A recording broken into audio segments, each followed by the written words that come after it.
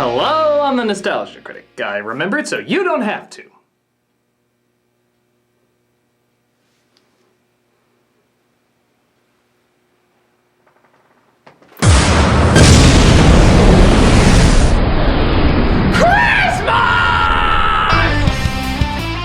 The freaking best time of the year is back! Christmas! God, I love it. If I could find a way to kidnap Christmas, tie it up in my basement, visit it every night, and chop off a little bit of its body to consume it so I could slowly become Christmas, I wouldn't because that's gross, but nevertheless, I fucking love it!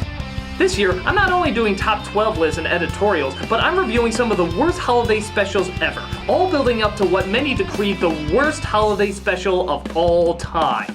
But we'll get to that when we get to that. Let's talk about one of the most important part of the holidays, jolly old Saint Nick himself, Santa Claus. There's been so many Santa Clauses over the years, and we all have our interpretation of what we think makes the best one. Which has the most unique take, the most enjoyable performance? Which one do we look at and say that without any doubt, that's Santa Claus? Everyone has their personal picks, and we're gonna look at my top 12 favorite today. Why top 12? Because it's Christmas! This is the top 12 greatest Santa Clauses.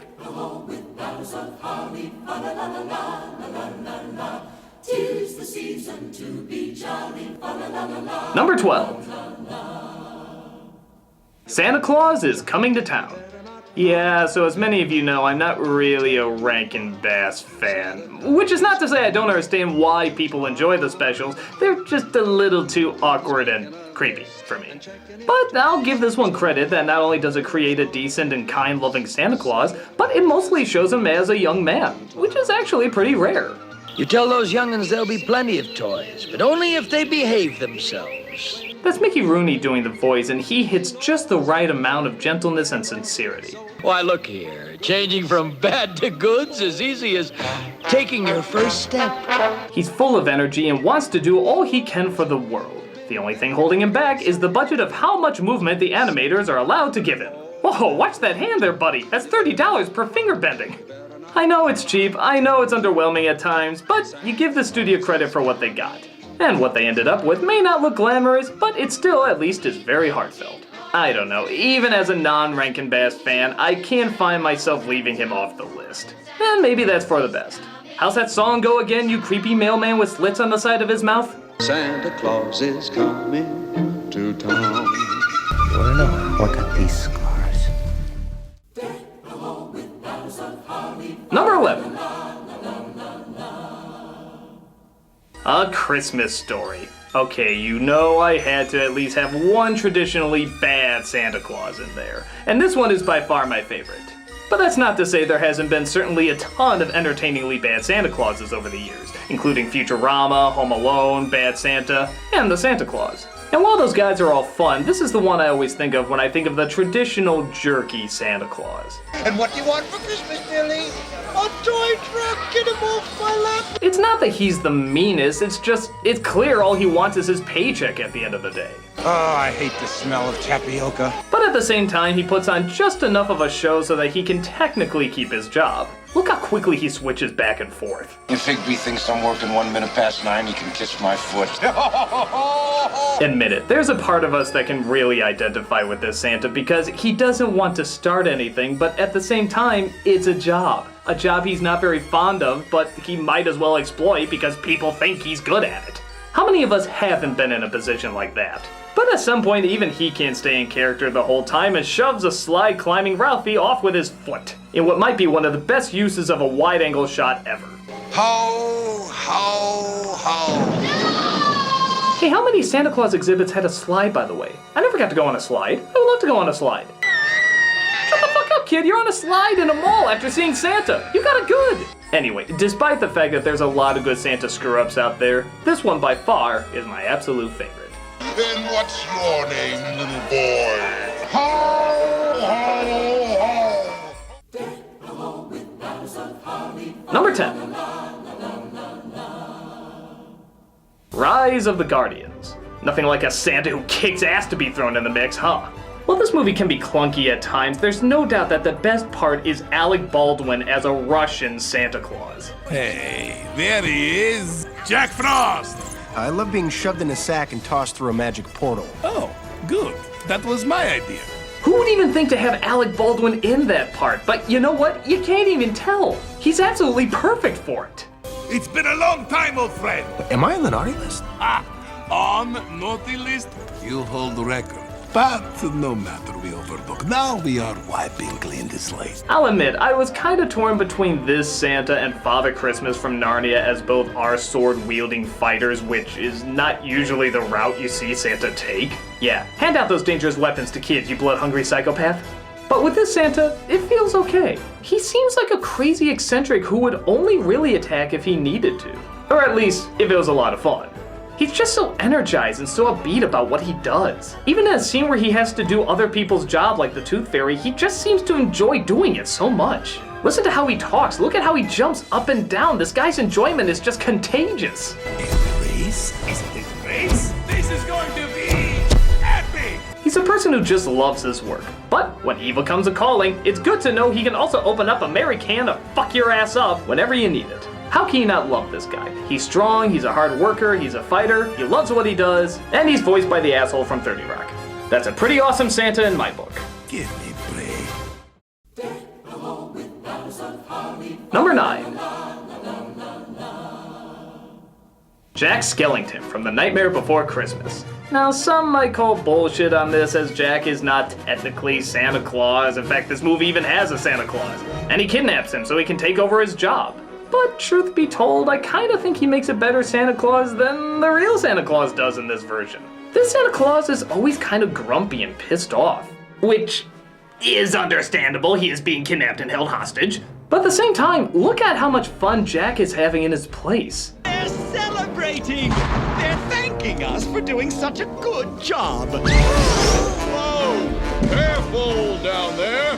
You almost hit us! Even when Santa's released, he still seems kind of cranky to return to his job, but Jack, he's just happy to be back to his old job again. In fact, he's happy to have even gotten a chance to be Santa for one night, even if it didn't work. For a moment, why, I even touched the sky, and at least I left some stories they can tell. I did. There's just something about his passion for it. He clearly loves what he's doing and appreciates it to no end.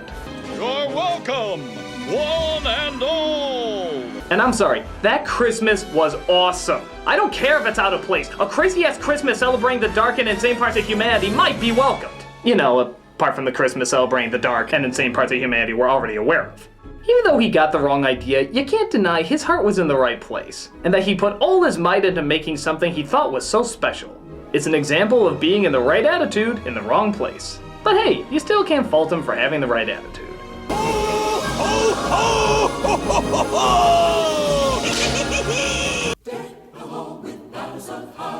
Number 8. The Twilight Zone, The Night of the Meek. Yeah, I know what you're thinking. A Twilight Zone episode? Really? In the top 12 Santa Clauses? Well, this is a very different kind of Santa Claus from a very different kind of source. The Twilight Zone, often known for dealing in the creepy unknown, gives us a really aggressive but very heartwarming take on the origins of a very unique kind of Santa. Our Carney plays a drunk mall Santa who once again is not very good at what he does. But what makes him different from the others is how much you can sympathize with where he's coming from. He feels Christmas has lost its soul and become too greedy, forgetting about showing love to your fellow neighbor. Someone should remind her that Christmas is more than barging up and down department store aisles and pushing people out of the way. Again, going back to the dark and insane parts of humanity that we're all sadly very aware of. Christmas is another thing, finer than that. Richer, finer, truer. But all that changes when he finds a magic bag that can give him whatever he wants. So, rather than use it to make him rich or just get himself booze, he uses it to give presents to everyone he comes across. And it's always the exact present that they want. Suddenly, his will to live and his urge to give all come flooding back as for one night, he becomes the town's best Santa Claus that they've ever had. Just look at how happy he is to actually be making a difference in someone's life. And not just one person, several people. Drunk? Of course I'm drunk. I'm intoxicated with the spirit of the Yule. Drunk with the spirit of the Yule. Intoxicated with the magic and wonder that is Christmas Eve. I'm inebriated with joy and delight. Yes, officer, I'm drunk. He's finally making others happy, and it just makes him the most joyous person in the world. For him, it's the greatest feeling he's ever had. And sure enough, the North Pole sees his good deeds and decides, what the hell, he should be the new Santa from now on. Yeah, a little corny and silly, but Carney's performance as well as that brilliant writing from Rod Serling makes this impossible not to feel all warm and fuzzy inside. It's a great example of how literally and figuratively one great night can last for the rest of your life. There's a wondrous magic to Christmas, and there's a special power reserved for little people. In short, there's nothing mightier than the meek. Number 7. Paul Giamatti in Fred Claus. A lot of people probably want me to put Ed Asner from Elf in this category as the hardworking Santa who clearly shows the exhaustion of what he's going through. But for me, that goes to Paul Giamatti's Santa. Not that I can back this up as a good movie. I can't. It's pretty stupid. But still, Giamatti gives the performance of a kind of Santa we don't see too often. The overworked Santa. He's not a jerk or cranky or anything like that. He's just having trouble keeping up with his nitwit brother. His stress-inducing job, and constant notes from upstairs saying if he doesn't get back on track, he could ruin Christmas forever. I'm gonna kill him with kindness. No. You don't have to do that. Love, kindness, it's coming off of you like radiation or something. Some might say this is kind of a depressing Santa to watch, but I think it works because you see how much effort he's putting into it, and reminds us not to take advantage of those who are kind enough to do such nice things. The efficiency expert arrives in 15 minutes. We're gonna be fine. Oh, we're gonna be fine. I know it. I know it. Give me a little something. Yes, I will. There we go. You feel his pain and want to help him even as you're watching it. I would gladly shoot Vince Vaughn for you, sir. Just give me a bullet. All right, I gotta hustle because I gotta meet somebody right now, okay? Aye, Captain. Captain's on deck. Rest assured, my man. When it looks like he may have lost Christmas forever, he doesn't just shake his head and look disappointed. He looks downright destroyed. Like all the good things he's valued in life has all amounted to nothing. It just tears him apart. It's ridiculous for anybody to expect that kind of thing. No, you can't. It's too huge. Believe me, I know. Which of course makes us all the more happy when things go right again. Yes, he loses his cool at times, but he clearly shows anyone would in this situation. It's a much more human and relatable Santa. And in the end, nobody can blame him for what he does and how hard he works doing it. It's a great portrayal by a great actor.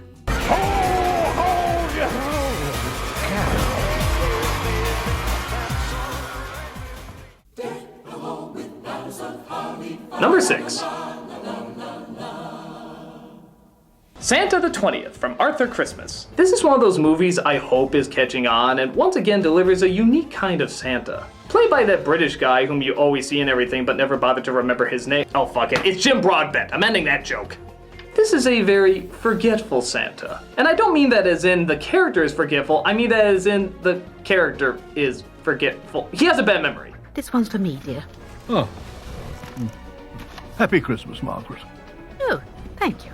He has trouble keeping up with technology, and so the elves end up doing most of the work for him. Some might say that this makes him lazy, but really it just makes him old and inadaptable. But it's obvious he's still trying, it's just hard for him to follow all the new technology and all the new gadgets and such. As happens with a lot of people who get older. Got the PIN code. Just crossed into Germany, sir. Germany? So many countries these days. There's still this sense that this Santa doesn't want to stop helping or giving toys. He just doesn't know the best way to do it anymore. As the writing starts to hit the wall, he can see more and more that he may need to give it up to somebody else. But he's in such denial because he loves giving so much that he doesn't want to leave it. I'm not just a fatty with a suit, am I? Of course not, dear. Yes, he does have a selfish moment here or there, but you realize that's because he's been in a bubble for so long, because he's always been on top. And eventually at the end, he does realize the right direction everything should go in, even if it is hard for him to accept. It's hard to explain, there's just kind of this quiet, gentle kindness that you can't help but really enjoy with him. You want to see the job done right, but at the same time you don't want to see it taken away from someone so nice and so likable. You get the feeling this is the guy who's been doing it the longest, and you don't want to see him stop even though you know at some point he has to. Even though he's slow, even though he's forgetful, you can't help but feel for him the same way he obviously feels for everyone else. I'm Santa. Children, rely on me. Number 5. The Wonder Years, A Very Cut-Lip Christmas. As you can see, I couldn't get any video footage for this one, but that's not going to stop me from still talking about one of the greatest Santa Clauses ever. It's the gym teacher, Mr. Cutlip.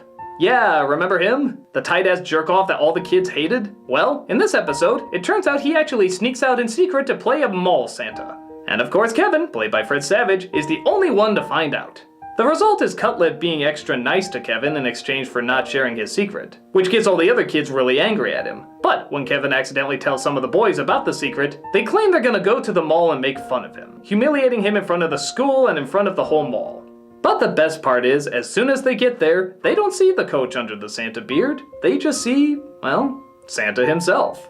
I mean, they know it's him clearly, but they don't care. They just saw a cool guy sharing and giving to a bunch of kids, and for no other reason except that he really likes to do it. And the transformation of diehard cynic to charming holiday icon is so strong that even the high school boys can't bring themselves to break it apart.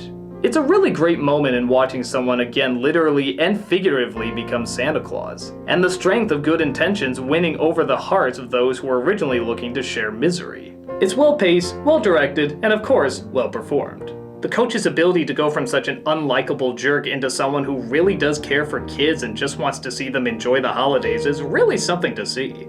And you're definitely not going to see it in these stills, so see if you can manage to find the episode and check it out. It's definitely worth the search.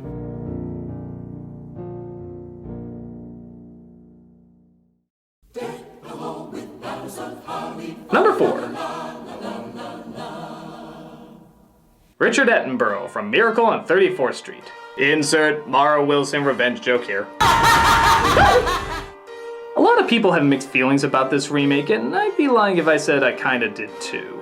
It has both good elements and bad elements that you can nitpick on, especially in comparing it to the original. But the one element that is particularly flawless is Attenborough as Santa. Again, we just see what an upbeat, kind sweetheart of a man the real Santa Claus could be. I'd like the court to see Mr. Kringle make the reindeer fly. He only flies on Christmas Eve. I love the detail of his costume, I love the smile he constantly has, and I love how he's always giggling unless he has something to be concerned for, like the well-being of others. We still get all the things we associate with Santa. His joy, his kindness to kids, his love for his work, and his ability to win over others with the sheer passion of what he does. She's deaf. You don't have to talk to her. She just wanted to see you. You are a very beautiful young lady. Admit it, you're smiling just looking at this guy right now, aren't you? When he's happy and upbeat, it never feels like a performance. He seems really genuinely happy and upbeat. And when he's concerned, he looks and feels really concerned. Again, it never seems like he's reading a script and he's acting it out. He looks totally in there. It's a good performance that definitely deserves to be recognized. For me, this is one hell of a great Santa. He thinks you're Santa Claus.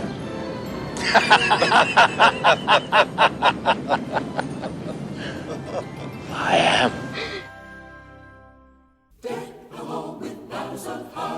Number 3. Edmund Gwenn from Miracle on 34th Street. Yeah, don't act like you didn't see this one coming. Nothing beats the original, and this one is proof of that. There's nothing wrong with Attenborough's giggling and bubbliness, but Gwenn's version is much more reserved and dignified. Which again, you don't see in a Santa that often when you think about it, but it's definitely welcomed, as we figure a man who does what he does for so long would carry a lot of proud weight on his shoulders. Don't you realize there are thousands of children lining the streets, waiting to see you? Children who've been dreaming of this moment for weeks. You're a disgrace to the tradition of Christmas, and I refuse to have you malign me in this fashion. But it's leveled out perfect with how much he just gets along with others, especially children. There's a sense that he doesn't talk down to them. He speaks to them as if he takes every single word they're saying seriously. He said, "What kind of an animal are you?" And I said, "I'm not an animal, I'm a girl." Why didn't you tell him you were a lion or a bear? Because I'm not a bear or a lion. But the other children were only children, and they were pretending to be animals. That's what makes the game so silly. Oh, I don't think so. You can tell that he listens to everything being said by them and never disregards any of it. Well, the only important thing is to make the children happy. Whether Macy or somebody else sells the toy doesn't make any difference. Don't you feel that way? Really, I didn't know Macy's did. Well, as long as I'm here, they do. With that said, though, it's nice having two Santas as different as these two versions, and truly comparing them is like apples and oranges. But let's face it, that's what we're here to do, and since we gotta, Gwen I do think is a little bit better. He's got the stature, he's got the pride, and he's got it for all the right reasons. To help and delight all little children who come before him. He's one of America's classic Santas for a reason. Oh, go ahead, pull it.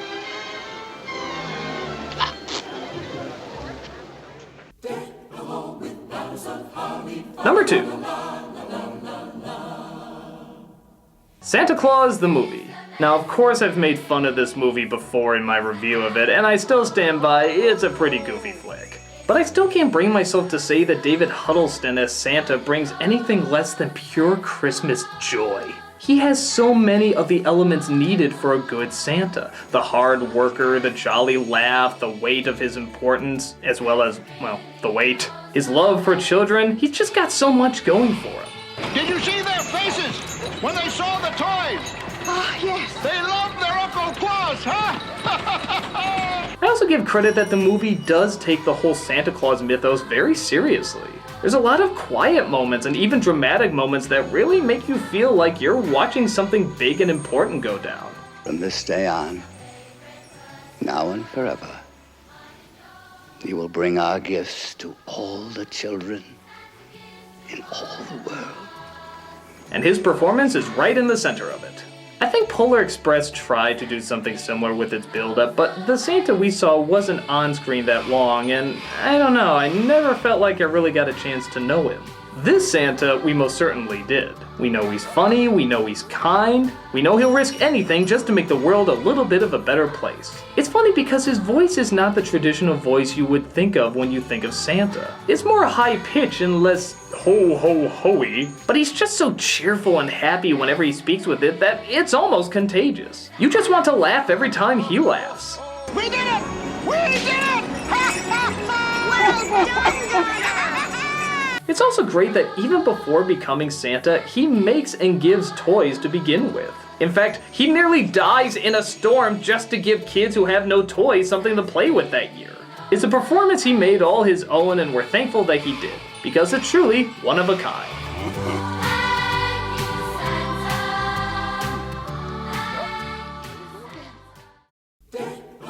And the #1 greatest Santa Claus of all time is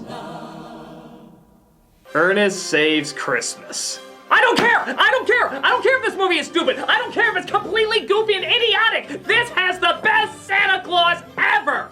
Played by the late Douglas Seal, this guy captures the constant thrill, the constant kindness, the constant joy, the constant love, the constant just Christmas. You just look at this guy and you hear his voice and you just think Christmas. Listen to him. You don't get rich by doing a once-a-week children's program on local television. You've got to do it for other reasons. And that's why I'm here. He makes friends with complete strangers. He has an immediate connection to children without even talking to them. He's just oozing with Christmas goodness and he's so lovable. This actor brings to life a man who's been doing what he's been doing so long that he's actually endangered it ever being done again by anyone else. All because he loved it so much. He loved giving. He loved being Santa. He loved being the voice of kindness. But at the same time, you can hear the urgency in his voice that it might all go away forever. He feels guilty for loving his job so much that it might have put everything in danger. It's a situation where literally the guy was too nice. And I don't know, isn't that sort of what Santa Claus should be? It just breaks your fucking heart when you see him trying to put things right, but then it all falls apart. Even a guy he wants to take over the position, who clearly doesn't believe in Santa Claus, has a hard time not believing in Santa Claus after talking with him. And you would too. Just listen to his genuine sincerity. You know, I've carried this torch for more seasons than I should have done. Because I loved it so much. But now, I've taken to making notes. Well, you can't do it that way. It shouldn't be done that way. It can't be done that way. Did you even notice that he actually said it can't be done that way twice in the same sentence? That's not good writing. And yet, he pulls it all so flawlessly that most people don't notice. They're just too engaged in his performance. He's also good at showing older kids that obviously don't believe that he's aware of the troubles at home and that he still cares about what happens to them. That they'll always have somebody who listens and will be on their side. My mistake. I mixed you up with someone whose parents had some problems last year, and, well, they got so wrapped up in themselves that they forgot that she needed a little attention too. That voice is the kindest you could find. That face is the kindest you could find. Even in a jail cell full of killers. Within minutes, he has them all singing Christmas carols. 4 calling birds, 3 French hens, 2 turtle doves. And a partridge in a pear tree. They even stand up for him when somebody doesn't believe he's the real thing. My good man, you are not Santa Claus. I tell you I am. Oh, no. I am too. Oh, no. Excuse me, but he really is Santa Claus. Yeah, that's right. That is fucking hardcore. And who can blame them? He may not be chubby, he may not have the deep voice, but you take one look at this guy and you just say, Santa. Yes, it comes from a dumb movie. Yes, there's tons of things about it that don't make sense. But it also has the best Santa Claus I have ever seen, and I'll believe in him all over again every single time I see him.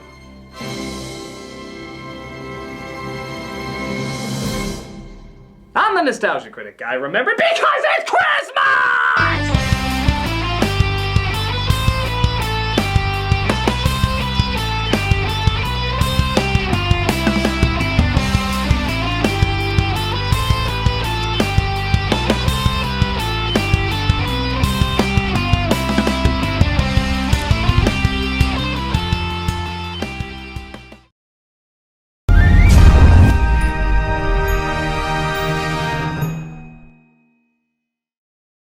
Hey guys, did you have a good Thanksgiving? Did you have a good Black Friday? Wasn't it awful? Wouldn't you like to shop online instead of going to those stores where you have to step over people? Well, now you can, because only at our store online and nowhere else on the internet, that's probably a lie, until December 4th, we are having our Black Friday sale where a lot of our DVDs are discounted. So go check them out and see if you find something you like.